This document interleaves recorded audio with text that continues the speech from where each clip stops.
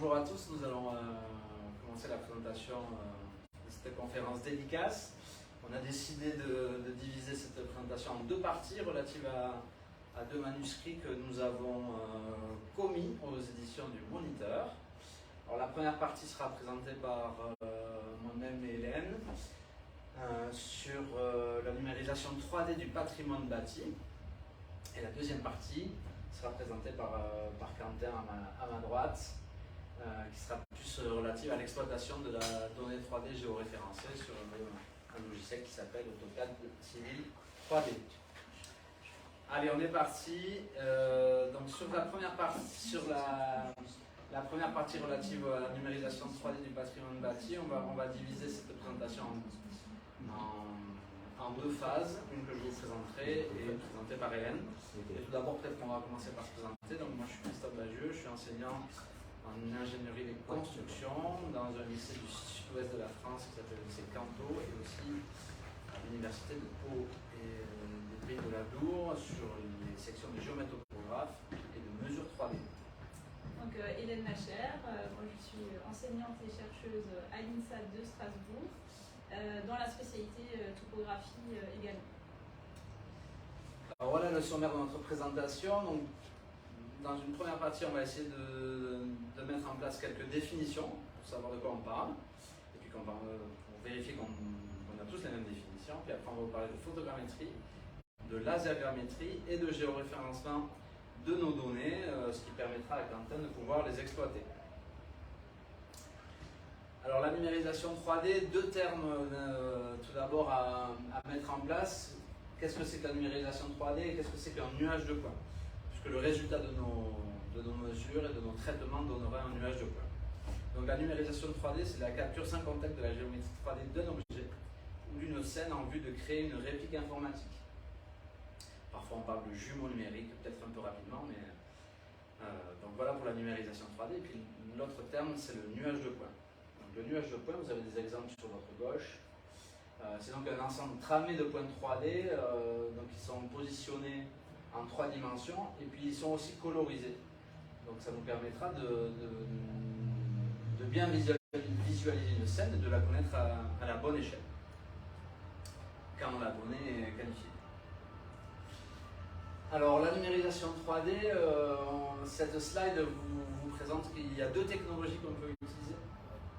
Donc on peut utiliser la technologie de photogrammétrie, c'est une technologie qui est sur la partie de gauche, et la technologie qui s'appelle la lasergrammétrie. Donc on va utiliser à gauche des appareils photo, et à droite on va utiliser des scanners laser. Ces appareils photo peuvent être statiques, mobiles, aériens, et les scanners laser peuvent être aussi statiques, mobiles et aériens. Ces deux technologies, avec des traitements informatiques un peu différents, nous amènent à générer des nuages de points contrôlés et géoréférencés. On s'est donné un quart d'heure par présentation, donc on va rapidement passer sur les données techniques qui sont dans le livre, qui vous expliquent comment marche la photogrammétrie et la lasergrammétrie. Le but, c'est plutôt de vous montrer les grands enjeux de ces technologies. Donc deux technologies qui amènent à la création du même objet qui est le nuage de points. Une fois qu'on a ce nuage de points, mais, il va falloir le nettoyer. Il va falloir le nettoyer, il va falloir faire tout un tas de traitements pour pouvoir l'exploiter et pour pouvoir en générer des livrables. Alors le nuage de points sera aussi un livrable en tant que tel. D'ailleurs, beaucoup disent que c'est le plan du futur, donc on ne rendra plus de plan 2D, mais on rendra un nuage de points en client. Mais ce nuage de points peut être aussi l'aliment de base à tout un tas de livrables. Ce sera l'objet de la présentation de Quentin. Donc sur la partie de gauche, vous voyez certains livrables qui peuvent être des ortho-images ou des dessins 2D de façade d'un bâtiment du sud de la France. Donc dans les exemples, là c'est un peu sud-ouest, sauf en bas à droite, c'est un peu dans le nord-est. Donc à gauche, c'est peut-être encore des livrables 2D, et à droite, ce sera des livrables 3D qui sont de l'ordre de la maquette en bas à droite, de la maquette 3D et du mesh, du maillage 3D c'est le phare de Biarritz que nous voyons en haut à droite. Donc on attaque sur la photogrammétrie. Alors ma mission c'est d'expliquer la photogrammétrie en 5 minutes, puisqu'il me reste 5 minutes. Donc le principe de la photogrammétrie, bon, c'est d'utiliser un grand principe qui est la stéréoscopie. La stéréoscopie c'est ce qui nous permet, nous humains, de voir en 3D. On voit le même objet à partir de deux yeux qui sont à deux positions différentes. L'assemblage des deux nous permet de voir l'objet et de pouvoir le positionner en relief. Et bien, on va utiliser le même principe en acquérant des photos d'une scène, et par traitement on va pouvoir reconstruire cette scène. Alors, vous avez bien compris que si je veux reconstruire le cube qui est là, il faut que les deux photos, sur chacune des photos je vois le cube. Donc la deuxième notion qui est très importante, c'est le recouvrement. Voilà. Donc en photogrammétrie, je prends des photos et toutes ces photos doivent se recouvrir beaucoup. Le taux de recouvrement, on pourra dire que c'est à 80%, rapidement. Donc entre la photo 2 et la photo 1, la zone de recouvrement entre les deux est de 80%. Tout ça sera paramétré souvent dans des logiciels d'acquisition. Bon, une fois que j'ai compris que je vais utiliser la stéréoscopie et le recouvrement, après il faut que je choisisse l'appareil photo que j'utilise, puisqu'en fait ma photographie ça va être ma mesure. Donc mon instrument de mesure, c'est l'appareil photo que je vais utiliser, qu'on appelle APN, appareil photo numérique.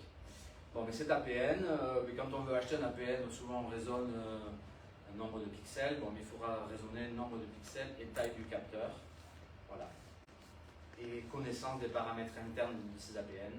Donc quand on achète un appareil photo, on voit qu'il y a des prix différents, mais sans doute qu'en photogrammétrie, les capteurs un peu plus chers nous permettront d'avoir des données de meilleure qualité et des nuages de points de meilleure qualité. Donc une fois qu'on a choisi un APN, donc ça c'est un peu expliqué, c'est bien expliqué dans le livre, il faut savoir régler les paramètres de prise d'image. Donc dans un appareil photo numérique, on va pouvoir jouer sur tout un tas de paramètres. Le but de ces réglages, c'est que la photo soit la plus nette possible. Voilà, on veut exclure le flou et on veut qu'elle soit le plus contrastée possible et que ces contrastes soient les plus réalistes possible. Donc on va jouer sur plusieurs paramètres qui sont l'ISO, l'ouverture, le temps de pose, pour nous permettre d'avoir des photos les plus précises possibles et de limiter ce qu'on appelle le bruit d'image.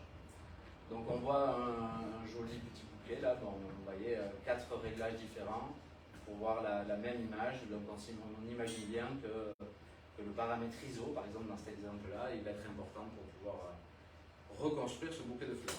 Avec la photo 1 et la photo 4, on ne pourra pas reconstruire. Avec la 2 et la 3 peut-être. Donc je choisis mon appareil photo, je sais régler mon appareil photo, tac. Une fois que j'ai pris les photos, ces photos elles vont s'assembler avec des algorithmes de calcul qui vont faire de la corrélation d'images. Sur la partie de gauche, vous voyez une image avec des petits pixels, avec un petit chiffre à l'intérieur. Ce petit chiffre, il représente la couleur du pixel. Mais en fait, sur chaque image, il va retrouver des assemblages de pixels un peu différents. Il va se dire, tiens, cet assemblage-là, je vais peut-être aller le chercher sur les photos qui suivent. Et donc, en fait, les algorithmes de corrélation, ils essaient de trouver des points de corrélation entre les images. Et ça permet d'assembler les photos et de les orienter.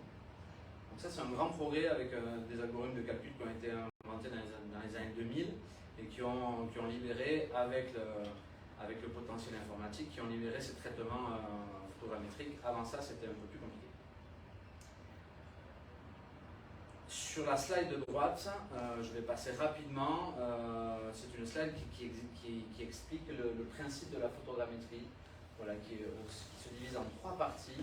La première partie, c'est que l'algorithme va vérifier que toutes les images ont à peu près les mêmes caractéristiques de déformation, va estimer ces déformations pour pouvoir les compenser. La deuxième partie, il va assembler les images et les orienter. Et la troisième partie, qu'on appelle l'orientation absolue, c'est qu'il va mettre à l'échelle notre assemblage par le biais de points d'appui qui sont souvent au sol. Donc quand on fait de la photogrammétrie, on utilise souvent des damiers. C'est ça que l'on positionne sur le sol, et ces damiers doivent être souvent géoréférencés. Donc là, je vous ai mis un récepteur GNSS, mais ça peut être fait avec un autre appareil de topographie. Donc ces points-là, on va les mettre dans le logiciel pour dire, tiens, ce point-là il est à telle position, ce point-là est à telle position, et ça va permettre de redéformer le modèle pour bien le mettre à l'échelle, et aussi pour le contrôler. Puisque le but de tout ça, c'est d'avoir un modèle et de le contrôler, de pouvoir qualifier la donnée, pour pouvoir la donner à Quentin, qu'il ne râle pas après.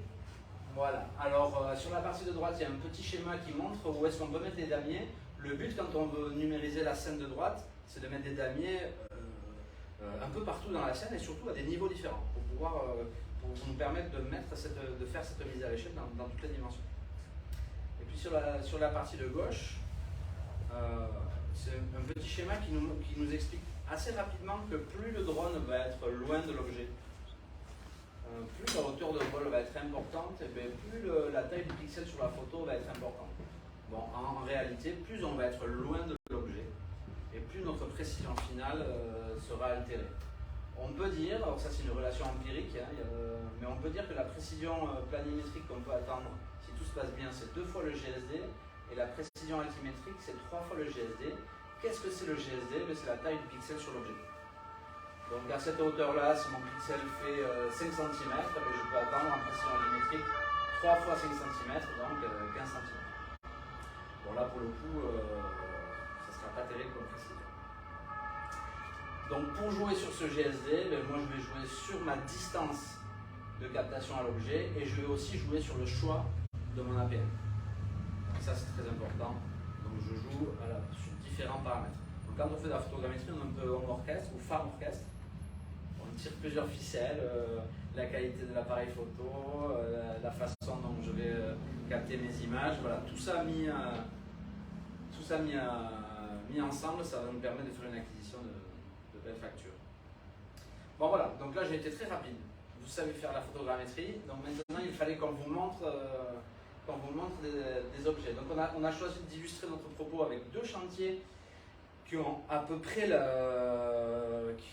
la même famille, c'est des levées semi-urbains et qui ont été faits avec 2 technologies différentes. Donc le but c'est de vous les montrer et puis de vous montrer les avantages et les inconvénients, les difficultés qu'on a rencontrées.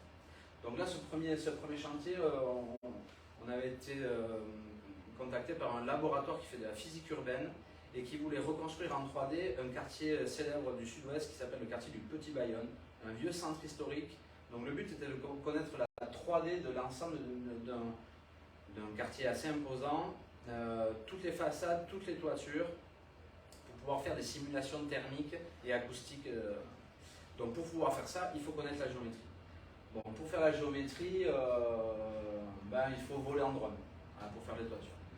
Donc là, quand on vole en drone, l'idée c'est que plus mon appareil photo est de qualité, plus il est gros, plus mon drone doit être gros pour pouvoir le porter. Donc là, vous voyez 2 exemples de drones qui marchent bien sur le marché. À droite, c'est un Phantom 4 et à gauche, c'est un Matrice 300. Donc celui-là fait 2 kg, celui-là en fait 8. Lui, il embarque un appareil photo qu'on appelle un plein format, donc de grande qualité. Lui, il amène un appareil photo beaucoup plus petit, mais qui nous permet aussi de faire des choses de bonne qualité. Vous avez compris qu'avec le petit drone, il faudra se rapprocher de l'objet pour être aussi précis qu'avec le gros drone. Bon, alors là, on est en milieu urbain, donc avec du monde partout, donc il y a des réglementations. Donc je ne vous cache pas qu'on n'a pas pris le gros drone. Alors à l'époque, on n'avait pas celui-là, mais on avait aussi un drone de cette taille-là, mais on n'avait pas choisi le gros drone, on avait choisi de faire cette captation. Donc avec un Phantom 4, avec un capteur 1+. Je passe sur la réglementation, c'est pas simple de voler en milieu urbain, mais si on fait dans les règles, avec des règles conséquentes, on y arrive. Bon voilà, donc voilà l'extrait de la numérisation. Donc là vous voyez les images qui ont été captées par le drone. Donc l'idée c'est que on balaye la zone, on fait des profils et le drone prend des images. Ça se paramètre, le drone fait la captation tout seul. Et quand il a fini, il revient, il se pose au bon endroit. Ça, c'est quand ça se passe bien. Alors le pilote doit juste surveiller que tout se passe bien. Et si ça se passe mal, il doit reprendre le contrôle. Et ce paramétrage de ces vols permet que toutes les photos se recouvrent, puisqu'on pense au recouvrement tout à l'heure pour pouvoir montrer la reconstruction. Donc là, on met ça après dans des logiciels, on les paramètre. Et là, je me dépêche parce que sinon je dépasse le temps, mais c'est fini. on met dans des logiciels qui sont très gourmands en ressources informatiques. Donc ça c'est le point nord de la photogrammétrie, c'est attention quand on a fini l'acquisition, pour arriver à avoir le modèle, il faut des logiciels entre autres très, enfin des ressources informatiques entre autres très importantes en termes de GPU, de carte graphique. Et là je vous montre une petite vidéo du rendu final. Alors ça c'est, on en parle aussi dans le livre, c'est une plateforme qui permet de mettre les nuages de points une fois qu'on les a réalisés et de pouvoir les visualiser à distance. Donc là vous voyez la zone qui a été relevée, je vais lui demander d'afficher le nuage de points, je ferme la carte et donc là je vais pouvoir venir me positionner. Alors c'est du WebGL, ça va apparaître au zoom.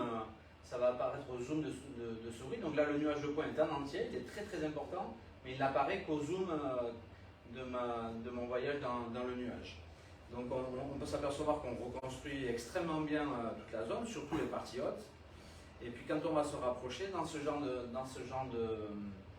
d'outils, on va pouvoir exploiter. C'est pour ça que le nuage de points, c'est un livrable en tant que tel. Donc là, le contraste est un peu faible, mais vous allez voir que le bâtiment qui est devant vous va apparaître de bien meilleure qualité et je vais pouvoir prendre dans ce nuage de points, je vais pouvoir prendre des mesures et des coordonnées et si mon nuage de points est géoréférencé, ce qui se doit quand on fait bien le travail, et bien vous pouvez voir qu'en haut à gauche ici apparaissent les coordonnées des points et donc on aperçoit qu'on est dans des coordonnées ici c'est du RGF 93 CC43, on en parlera après et c'est surtout du NGF. Alors vous allez comprendre, le NGF c'est le nivellement général de la France, avec le 0 au niveau moyen des mers. Là, je passe très rapidement et j'ai fini. Et vous allez voir que dans ces passerelles, on peut faire. Donc là, c'est une petite vidéo qui montrait les coordonnées des points. Et peut-être que je peux l'accélérer un peu, mais on va y arriver. Cette passerelle est très importante pour faire de la concertation publique. Et donc à la ville de Bayonne, ça les intéressait beaucoup parce que, du coup, comme le nuage est géoréférencé, ce qui intéresse Quentin, je vais pouvoir lui demander, et je vais accélérer un peu, je vais pouvoir lui demander, j'ai un peu peur que si j'accélère ça coupe, alors ça va durer 2 secondes, je vais pouvoir lui demander de représenter et de mettre à l'écran les objets qui sont à une certaine altitude. Et je vais pouvoir par exemple simuler des crues. Donc là on va simuler une crue, donc ça d'autres logiciels le font, mais là on est sur une plateforme et là ça y est, je suis en train de, sur la barre de gauche, je suis en train de monter l'altitude et vous allez voir là je suis en train de simuler la crue et je sais que quand l'eau monte à telle altitude, je vois les répercussions de l'inondation dans ce quartier qui est très souvent inondé.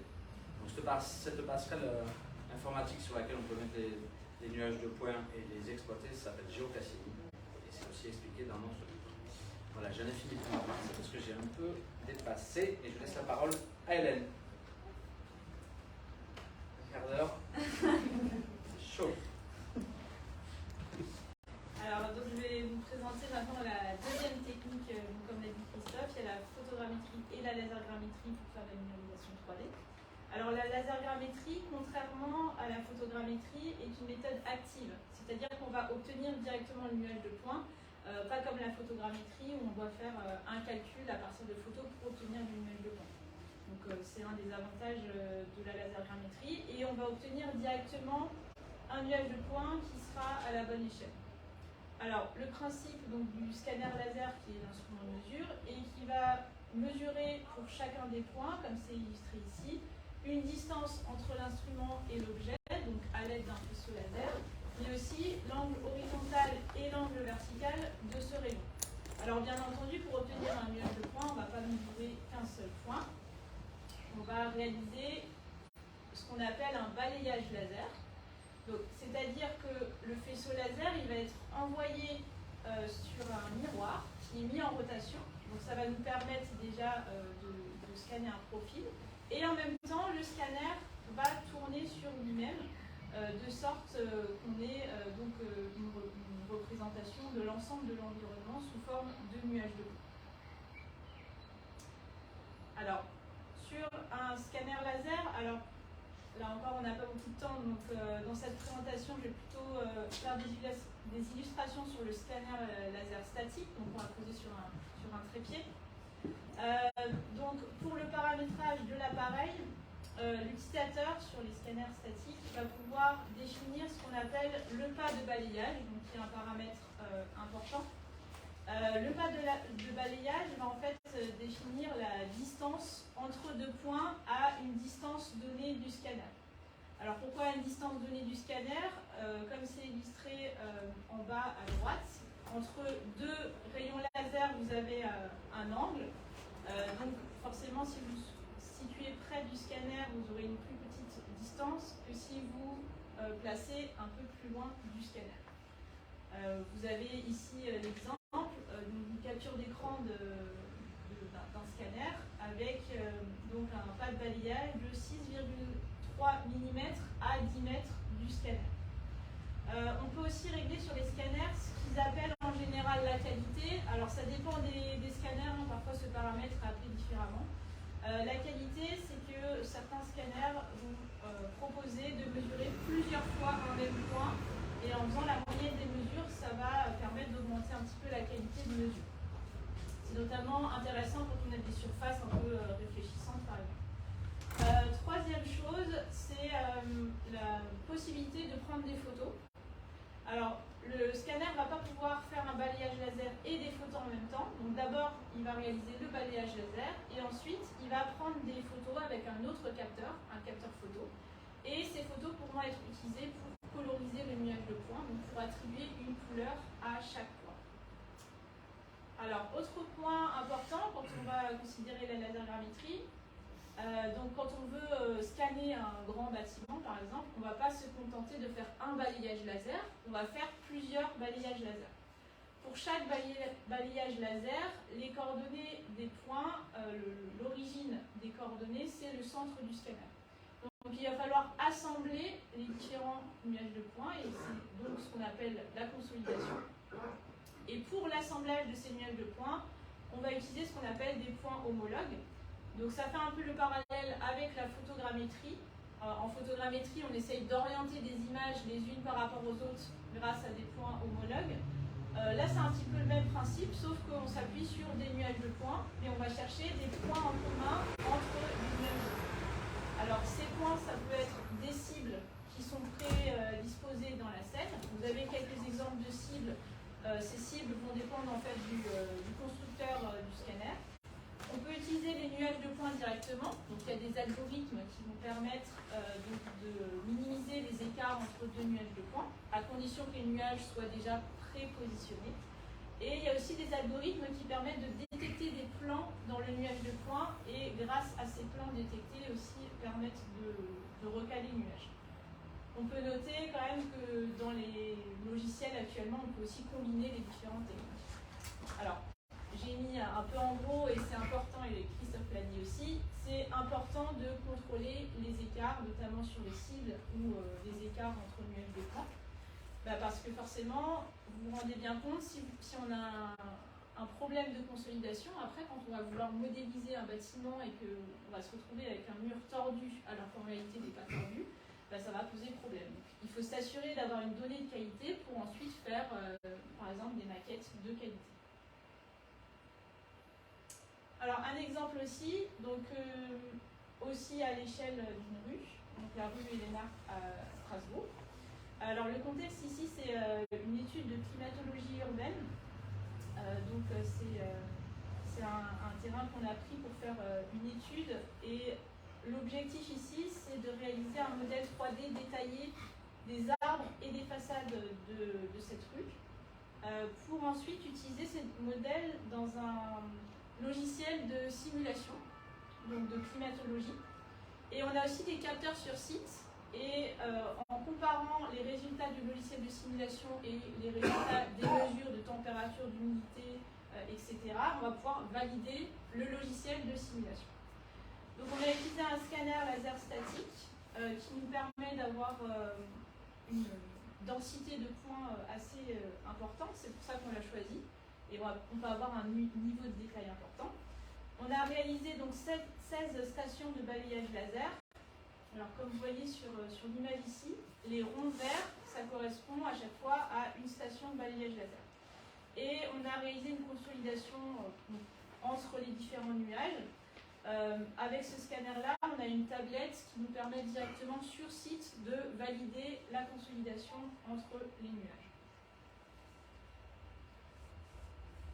Donc voici le résultat donc, du nuage de points consolidé.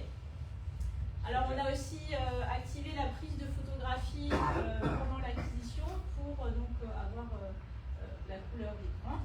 Alors je vous ai mis le nombre exact de points, 263 923 563 points exactement. Ce qui est assez conséquent. Ça fait des fichiers d'environ 400 mégas par balayage. Alors j'ai précisé le format. Bon, il faut savoir qu'en fonction du format qu'on va considérer, le volume des fichiers va beaucoup varier.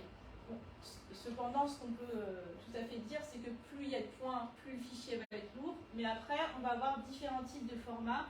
Et parfois, il y a des formats qui sont un peu plus adaptés. Là, typiquement, j'ai utilisé le scanner d'une marque. Si j'utilise le format de la marque, il sera plus optimisé et j'aurai des fichiers moins lourds. Ici, donc, ce sont des formats au fichier GLAS. Donc, il faut savoir que le format GLAS et le format E57, ce sont deux formats qui sont beaucoup utilisés parce qu'ils sont ouverts et ils sont lisibles par beaucoup de logiciels. Vous voyez aussi à droite, c'est une fenêtre dans le logiciel de traitement qui permet de contrôler les écarts entre nuages de points. Donc à chaque fois, je vois la connexion entre les nuages de points, avec les numéros des stations, et je vois la moyenne des écarts entre les deux nuages de points. Donc là, je peux valider. Dans le logiciel, il y a certaines tolérances qui sont fixées. Ça, en général, quand on fait des acquisitions, on a une certaine aussi expérience des écarts qu'on peut avoir. Alors, en complément de ces données, donc c'est déjà des données intéressantes pour faire de la modélisation 3D. Par contre, ce qui nous manquait un petit peu, c'est des points situés sur les toits. Et donc c'est pour ça qu'on a récupéré aussi des données qui sont proposées par l'Eurométropole de Strasbourg en open data. Donc c'est un levé lidar aérien. Donc comme vous le voyez sur la droite, ici on va positionner le scanner laser sur un avion. Alors le scanner laser étant en mouvement, il va falloir aussi déterminer la trajectoire de l'avion. Donc il y a, en plus du scanner laser, il va y avoir un système GNSS et une centrale inertielle pour pouvoir avoir donc un nuage de points cohérent. Donc ici, on a une densité moyenne de 30 points au mètre carré. On voit que ça va être beaucoup moins dense que le scanner statique, ce qui est tout à fait normal. On peut dire effectivement qu'en règle générale, pour la lasergrammétrie, les systèmes dynamiques vont produire des nuages de points avec moins de points et avec une moins bonne précision liée au fait que le scanner est en mouvement et qu'il est difficile d'avoir exactement la bonne trajectoire. Donc un exemple ici, vous avez une dalle, donc le nuage de points est découpé en dalles pour pouvoir télécharger juste une portion des données. Vous avez l'exemple d'une dalle, je pense que c'est une dalle ça doit être de 500 mètres par 500 mètres à peu près. Vous voyez que vous avez 13 millions de points, alors que dans la slide avant, je disais que pour le scanner statique, j'avais 294 millions de points. Donc on voit qu'on a beaucoup moins de points et on va avoir une précision aussi qui est moins bonne. Mais c'est très intéressant parce qu'on peut récupérer les points des toits qui nous manquent avec le scanner statique. Donc c'est deux technologies qui sont complémentaires. Autre chose intéressante, c'est que les données de l'Eurométropole de Strasbourg sont segmentées et classifiées. C'est-à-dire que vous voyez donc le nuage colorisé à gauche et à droite, vous voyez le nuage de points classifié. C'est-à-dire que le nuage de points est découpé. On a par exemple ici les points en bleu qui vont correspondre aux points du sol. Les points en vert clair, ce sont les points des bâtiments. Vert foncé, c'est la végétation. Et il y a encore les points en rouge qui correspondent ici aux ouvrages d'art. Donc il y a quelques ponts à Strasbourg. Alors, maintenant, partie pas facile à expliquer en 5 minutes. Là enfin, puisque même en plusieurs heures, j'ai du mal à expliquer aux étudiants, mais on va essayer quand même. Dans le titre de la présentation, on parle de données 3D géoréférencées. Donc, d'abord, qu'est-ce que le géoréférencement? Donc, le géoréférencement, c'est un processus qui vise à transformer donc, des coordonnées qui sont dans un repère local dans un système de coordonnées générales préexistant. Alors, des systèmes de coordonnées, quelle est la problématique? C'est que la Terre a une forme assez complexe et il faut qu'on fasse en sorte de pouvoir donc, positionner un élément sur la Terre. Alors vous avez deux types de systèmes de coordonnées, les systèmes de coordonnées géographiques qui vont être basés sur une représentation sphérique ou ellipsoïdale. Je pense que tout le monde connaît la représentation des points, donc la latitude et la longitude d'un point. Et vous avez aussi des systèmes de coordonnées projetées. Alors là, c'est quand on va essayer de représenter des éléments sur une surface plane.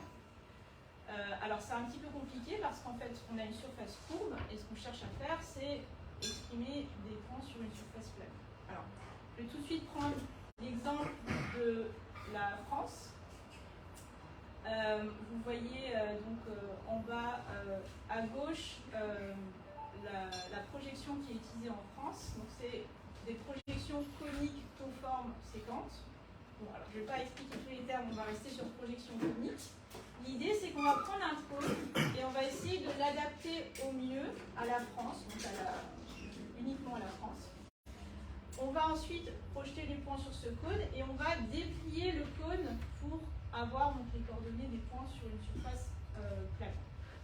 Alors on a, quand on a des cartes ou des éléments géoréférencés en France, souvent on peut avoir la projection Lambert 93. Dans ce cas-là, on a uniquement utilisé un cône pour l'ensemble de la France. Le problème, c'est qu'on s'est rendu compte que sur les bords de la France, il y avait ce qu'on appelle des altérations linéaires, c'est-à-dire des écarts importants entre donc, la surface courbe et les points sur le cône. C'est pour ça qu'on a mis en place ce qu'on appelle les projections Lambert zone CC. Donc, dans ce cas de figure-là, on a découpé la France en 9 zones, dont une zone qui est la Corse. Et pour chaque zone, on a adapté au mieux donc, un cône, et donc chaque cône après est développé pour s'ajuster au mieux à la France. Donc il faut savoir que chaque pays va avoir ses propres projections. Il y a même aussi donc, des systèmes qui sont pour le monde, et il y a aussi un système européen. C'est assez complexe. Ce qui est surtout important quand on a une donnée, c'est de savoir quel est le système associé. Si on a le nom du système, si on a ces informations-là, on va pouvoir exploiter la donnée. Puisque dans les faits, après, si on est capable de passer d'un système de coordonnées à un autre, mais il faut juste savoir, j'ai une donnée, quel est le système associé. Alors pourquoi on fait ça? Ça a l'air compliqué. Pourquoi géoréférencer? C'est tout simplement pour assembler facilement des nuages de points issus de différents systèmes d'acquisition. Donc je reprends l'exemple ici de ma rue à Strasbourg. J'ai un nuage de points de mon scanner statique, un nuage de points issu d'un levé lidar aérien. Là, en l'occurrence, ces deux nuages de points étaient dans le même système de coordonnées, ce qui me permet aisément donc, de superposer la donnée. Et donc d'avoir mon nuage de points de la rue qui est assez détaillé et d'avoir les points de récupérer les points sur les toits qui m'intéressaient. Deuxième chose, ça permet de positionner un nuage de points par rapport à d'autres données qui pourraient être existantes, telles que des plans, des modèles numériques de terrain ou des maquettes. Alors, comment géoréférencer des données 3D? En fait, on va déterminer des coordonnées de points caractéristiques dans le système qu'on a choisi. On a deux techniques en topographie qu'on peut utiliser. Je n'aurai pas le temps d'expliquer malheureusement. Donc le levé à l'aide de systèmes de positionnement par satellite. Bien entendu, on a tous sur le smartphone la localisation, sauf qu'en topographie, on a une meilleure précision, on peut avoir une précision centimétrique pour lever des points en coordonnées. Et le lever à l'aide d'un tachyomètre qui est un appareil qui ressemble au scanner, sauf qu'on va viser des points en particulier, donc des points caractéristiques. Ensuite, on va sélectionner ces points caractéristiques, donc soit dans les photos si c'est de la photogrammétrie, ou alors dans les nuages de points. Étant donné qu'on connaît les coordonnées des points dans les deux systèmes, on va pouvoir calculer une transformation 3D. Donc il faut un minimum de 3 points dans les deux systèmes. Bien entendu, c'est mieux plus pour pouvoir vérifier. Et ensuite, on va pouvoir appliquer la transformation. Là encore, attention, il faut contrôler les écarts qu'on va pouvoir avoir pour valider le géoréférencement. Sinon, on risque d'avoir, on va superposer des données, on risque d'avoir des écarts. Si je reprends l'exemple toujours de la rue Elena à Strasbourg, vous voyez que les ronds ici qui sont en orange, ce sont des points qui sont connus en coordonnées. Donc on a notamment pris un tachyomètre, on a levé des points sur les façades du bâtiment.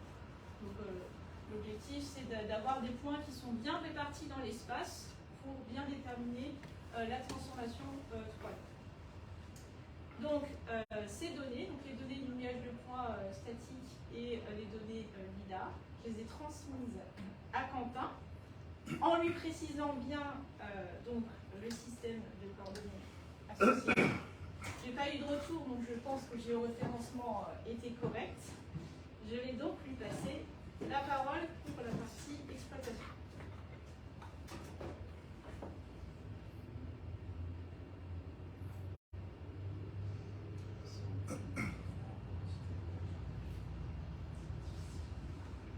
Bonjour à tous, Quentin Marquette, ingénieur logiciel. On a décidé de séparer en deux PowerPoint différents.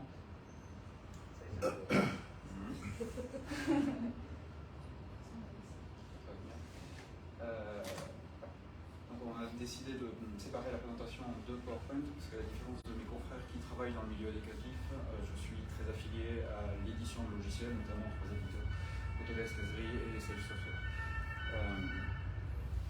Au niveau du sommaire, on va regarder l'intégration. Contact. Je ne bouge pas, ça va. Sinon, c'est C'est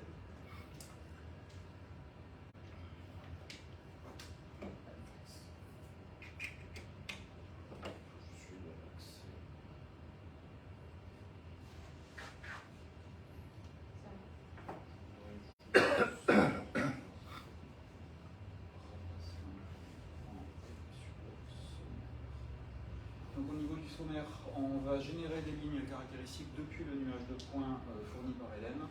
On va appliquer un processus de modélisation BIM infrastructure, donc en utilisant Civil 3D, mais il y a aussi d'autres outils de la concurrence qui peuvent faire le même type de rendu.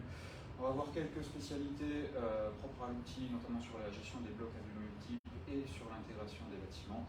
Et une dernière slide d'ouverture pour l'intégration BIM. Je tiens à préciser que ce PowerPoint, pour ceux qui nous suivraient en Facebook Live, sera disponible la semaine prochaine avec les jeux d'échantillons Civil 3D en téléchargement. Je ne sais pas si tu souhaites communiquer le LIDAR. Oui, je peux communiquer aussi, pas de souci. On peut le mettre ensemble. Avec plaisir. Donc générer des lignes caractéristiques. Donc le nuage de points transmis par Hélène est au format LAS. Je l'ai unifié dans un seul nuage de points avec un outil qui s'appelle FM Workbench, qui a d'ailleurs changé de nom aujourd'hui, qui s'appelle FM Form. Il faut savoir que vous avez plusieurs outils qui permettent également open source, comme Blood-Compare par exemple, de venir fusionner plusieurs nuages de points. Et on passe dans la plateforme anciennement appelée Forge chez Autodesk, qui est Autodesk Platform Services, et qui nécessite de passer par un format propriétaire. Donc Hélène vous parlait de format propriétaire pour les constructeurs, il y en a également pour les éditeurs de logiciels. Donc il faut faire attention. Récap est un petit peu difficile à réécrire en fonction des outils. Il n'y a pas que Autodesk Récap pour faire du récap. En l'occurrence, là, on est passé par le produit bureautique et on l'a poussé sur le cloud. Donc l'outil que vous voyez sur la droite peut paraître intéressant, voire un effet waouh en communication. Quand tout va bien, il fonctionne bien. On verra sur la slide d'après que c'est un petit peu plus compliqué. Avant, chez Autodesk, il fallait systématiquement passer par l'outil InfraWorks pour extraire les nuages de points, c'est-à-dire qu'on venait déplacer les curseurs, c'était lent, extrêmement chronophage. Ce travail d'extraction, il a été fait en moins d'une journée avec avec la plateforme cloud. Sur un projet similaire, il avait fallu quasiment un mois avec InfraWorks. Donc on progresse, mais il y a encore des choses à voir. Vous pouvez également trouver ça, par exemple, sur Cyclone 3DR, qui est un autre outil qui le fait. Vous en avez également sur ArcGIS Pro avec les Deep Learning Package. Il y a plein d'autres solutions. Là, on va rester très focusé sur l'infrastructure. Qu'est-ce qui se passe quand on a des obstacles? Et on en a eu sur cette rue. Ici, par exemple, vous avez un véhicule qui est stationné. Automatiquement, c'est impossible de rebasculer juste après, puisque ici on a un véhicule et ici on a un grillage pour la mise en place des capteurs d'élèves. Donc on vient jouer ici avec une coupe transversale qu'on appelle cross-section et on va venir basculer automatiquement et essayer de positionner en fait en changeant les valeurs d'incrémentation par défaut. Ici on a 1 mètre, on va lui dire par exemple essayer de m'attraper à un point qui est 5 mètres plus loin. Et petit à petit on va venir tâtonner pour essayer de repositionner manuellement les points et continuer de pouvoir continuer à générer des lignes caractéristiques. Donc au niveau des boutons, donc vous avez au niveau de la pastille 1 la possibilité de venir basculer d'un point de coupe à un autre. La touche 2, c'est quand ça marche bien, c'est le mode automatique, il avance tout seul, mais c'est pas toujours fiable. En l'occurrence, sur ce cas d'usage-là et ce cas d'usage-là, ça ne fonctionne pas.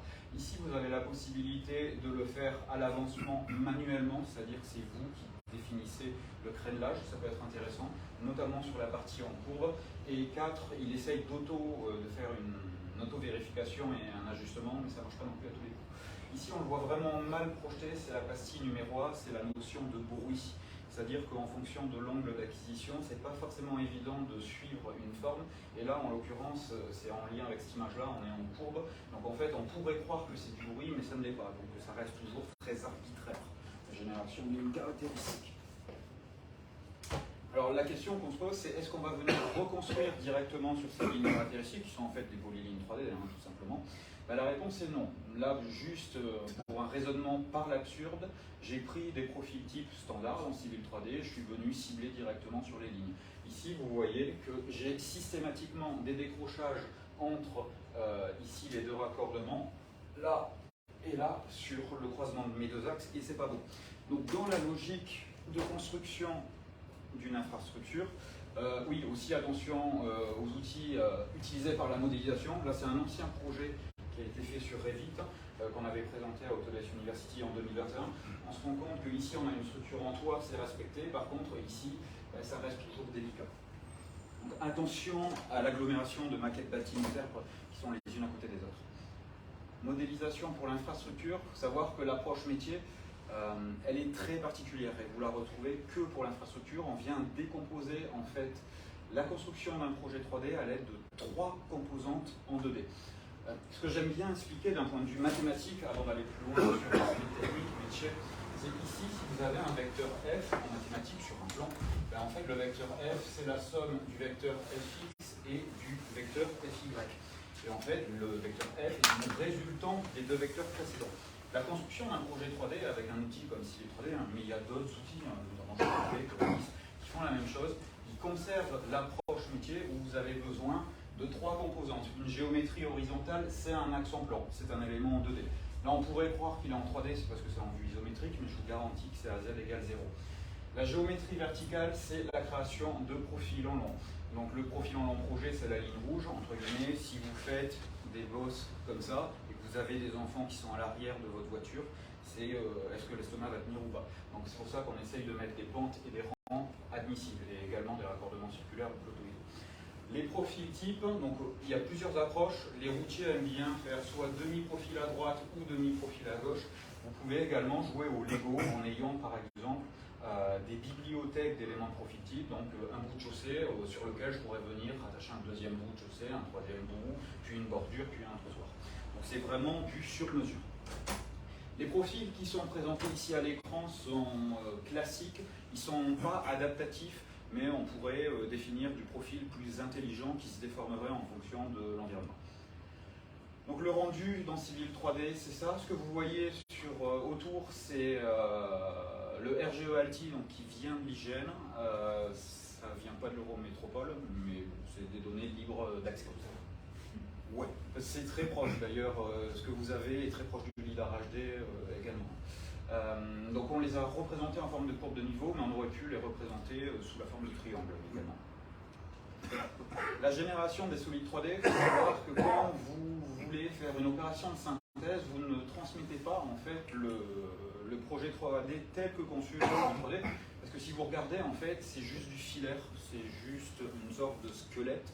Il permet de générer des objets, on va pouvoir générer du solide 3D, mais on va voir qu'on sait générer d'autres types d'objets. Et l'élément le plus classique, c'est le solide, tout simplement parce qu'on peut venir clasher. Je dis n'importe quoi, si potentiellement, ici, je vais avoir une buse ou un regard un petit peu plus loin et des canalisations, ben, je vais voir automatiquement où je vais avoir contact de la matière dans la matière. Donc ça, c'est intéressant. Mais on peut générer des surfaces projets, c'est-à-dire une sorte de peau extérieure qui serait le rendu fini, trottoir et béton bitumineux, ou des couches inférieures, ou d'une race de terrassement. Les lignes caractéristiques qui vont être linéaires, si potentiellement demain je souhaite ici approcher un grillage, ben, je génère en fait la ligne caractéristique le long de mon trottoir et c'est également possible de venir le concevoir. En regardant cette image, je vais volontairement revenir un petit peu en arrière sur cette image-là. Il faut savoir que quand vous décomposez en 3 axes emploi, profil en long et profitique, il y a toujours une notion, entre guillemets,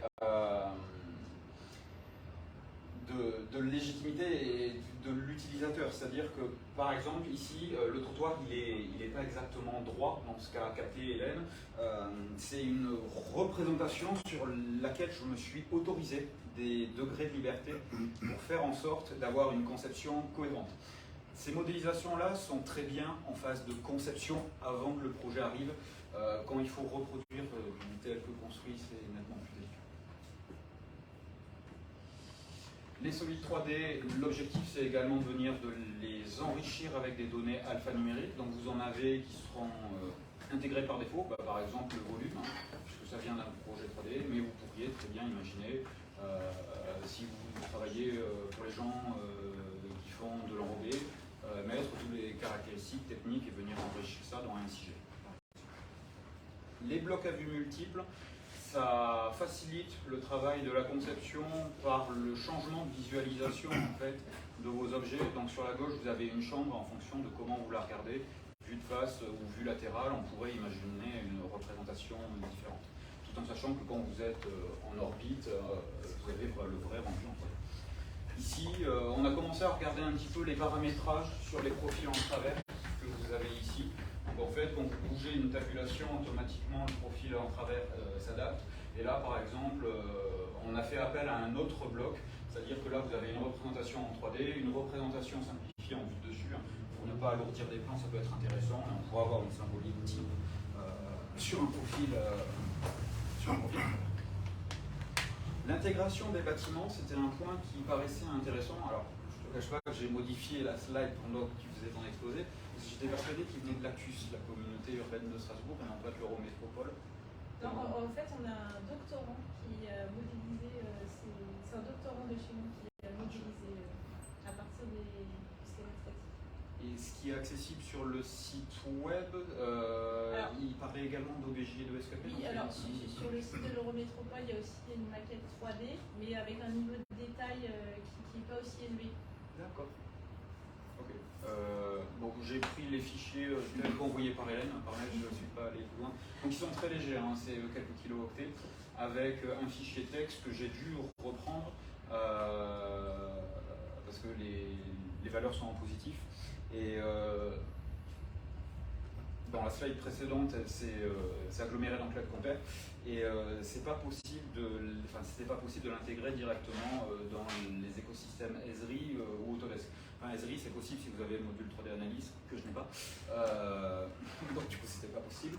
Donc on est resté dans l'écosystème Autodesk avec une conversion avec l'outil de Safe Software qui s'appelle FMU. Et dedans, on a mis un transformer de offsetter pour faire en sorte que ça retombe pile où ça doit retomber d'un point de vue spatial dans l'espace. Et on récupère ce rendu. Les analyses sur les maquettes, c'est une slide pour aller un petit peu plus loin. Donc vous pouvez utiliser par exemple InfraWorks. Il y a plusieurs outils d'analyse au sein d'InfraWorks.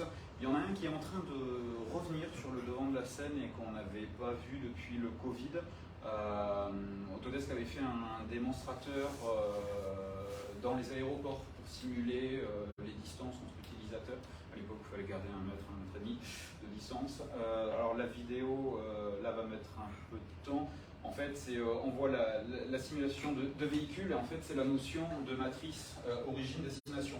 Vous ne voyez pas forcément bien à l'écran ici, mais vous avez des petits cubes. Donc en fait, je vais définir dans une matrice le nombre de véhicules que je souhaite en entrée ou en sortie. Tout en sachant que, par exemple, si je regarde en A et A, je ne peux pas être à la fois origine et destination. Donc c'est pour ça que vous avez toujours une diagonale de 0. C'est basé sur le moteur Vissim, qui est un autre éditeur. Et en fait, dans l'outil en lui-même, vous venez définir des outils de signalisation. Alors souvent, les utilisateurs, quand ils voient les feux tricolores, ils se disent « ouais, c'est génial, ça pourrait être issu de ma maquette ». C'est pas comme ça. En fait, cet outil récupère la modélisation précédente, brute. Vous rajoutez des éléments de définition. La symbolique, c'est entre guillemets pour faire joli, pour faire fonctionner l'outil. On n'a pas encore à l'heure actuelle de solution qui permettrait de prendre nativement, je ne sais pas, un objet modélisé, soit dans Civil, soit dans Revit, et de pouvoir faire à la suite un outil d'analyse. Mais ça, on a des clients en Suisse et au Luxembourg qui commencent à poser des questions pour la simulation. Intégration BIM et SIG, j'en terminerai là après.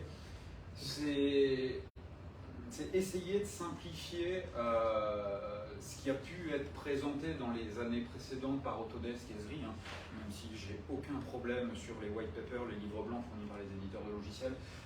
Je pense que c'était 2 cercles en fait qui s'enlacent les uns dans les autres, et je pense qu'on peut le résumer dans 3 étapes sur un seul cercle.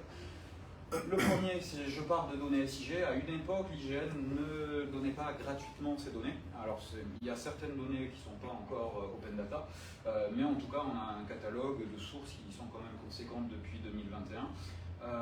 On peut récupérer de l'imagerie. J'aurais pu, si Hélène m'avait fourni, comme ce qu'a fait Christophe, une orthophoto, ça j'aurais pu également l'intégrer. Je peux le récupérer sur l'IGN également. Il faut savoir que la géoplateforme va remplacer le site actuel, GeoService. On ne sait pas trop comment ça va évoluer. Il y a des groupes de travail qui sont mis en place, et je vais me servir de ces données SIG pour faire des modélisations BIM. C'est-à-dire que je vais m'assurer d'avoir un entrant de qualité. À l'écran, vous voyez un ancien projet fait sur Revit, et là, vous voyez une agglomération de maquettes civiles 3D au sein d'InfraWorks. Le but, c'est qu'au bout d'un moment, les utilisateurs, avec leur modélisation BIM, vont venir enrichir les données qu'on avait déjà au sein des SIG. Dans le cas d'un bâtiment, vous pourriez avoir des informations sur les portes, les fenêtres, les murs, et venir, entre guillemets, venir structurer ça dans des bases de données. Par contre, il y a une thématique à l'heure actuelle, c'est, entre guillemets, si je prends la BD Topo, je pourrais partir vers d'autres référentiels. La Suisse, vous avez Suisse Topo, vous avez une source de données qui s'appelle Vector 10, qui est l'équivalent de la BD Topo, entre guillemets. Mes objets en 3D qui sont propres à mon métier, entre guillemets, là, vous avez des couches de chaussée, vous avez un talus, vous avez un panneau stop. C'est comment je viens essayer de mettre dans des cases, dans des armoires, je symbolise, et je simplifie surtout au maximum, comment je vais pouvoir structurer de la donnée qui ne l'est pas, qui est plutôt déstructurée, celle qui vient du BIM, dans les bases de données existantes. Alors il y a des clients qui nous disent, oui mais moi je suis maître d'ouvrage et la structuration de mes bases de données internes, mes data lake, c'est pas forcément les mêmes que celles de l'IGN. Mais aujourd'hui on se rend compte qu'on a des difficultés pour se parler entre géomaticiens, donc les sigistes, les ingénieurs SIG, et les gens qui viennent du BIM, peu importe que ce soit du BIM bâtiment ou du BIM infrastructure. Donc il y a des initiatives à l'échelle européenne qui sont en train de se mettre en place, où déjà, entre fournisseurs de données, par exemple l'IGN, Suisse Topo, vous avez ACT au Luxembourg, l'administration du cadastre du territoire, ils essayent de faire en sorte d'avoir des données qui soient interopérables les unes dans les autres. Et ça va prendre encore des années. Et on va voir que, en ce moment, on est quand même dans un milieu professionnel où ça fourmille de partout. Mais ça va être aggloméré dans des SIG 3D très probablement à la fin. Donc ça, c'est les éditeurs qui nous le diront en fonction des produits qui sortiront dans l'avenir. Je vous remercie de votre attention. Les données seront rendues publiques. On le fera passer par un article LinkedIn. Je me permets une dernière slide. avec le logo iRing. Je suis pour mes clients vraiment en recherche de profils géomaticiens, géomagiciens comme je les appelle. Si vous êtes intéressé, n'hésitez pas à vous connecter sur LinkedIn, à m'envoyer un message. Je vous remercie. Merci. Est-ce qu'il y a des questions éventuellement?